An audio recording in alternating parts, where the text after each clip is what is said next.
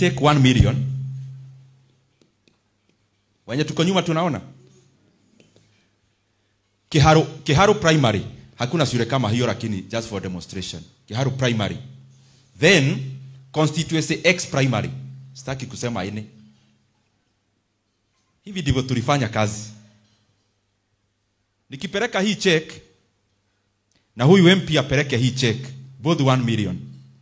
Huyu mbunge wa X constituency akipeleka hiyo check ya 1 million, ataenda apigiwe makofi, aibiwe, akitoka kwa gate ya hiyo shule. Hii 1 million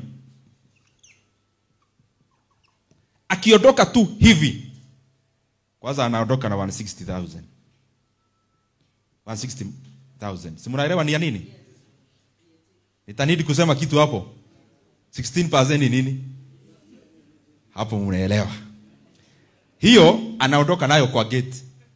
Alafu huyu contractor ameleta, huyo sio mtu ya serikali, ni mtu wa biashara. Na yeye anaangalia faida, the least 30%. 300,000.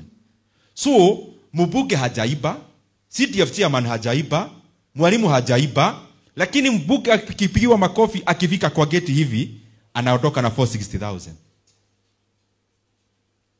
Now, hii yetu tumepeleka hapa from, do you know how we manage? We manage like accrual account. Pesa ikiingia, tunatoa 5% ile admin. From there, mchanga ikikuwa ordered, inalipwa from this account. Which, mutaelezwa maneno ya procurement ya hiyo later. So, without stealing, without anything, our work will be double than yours.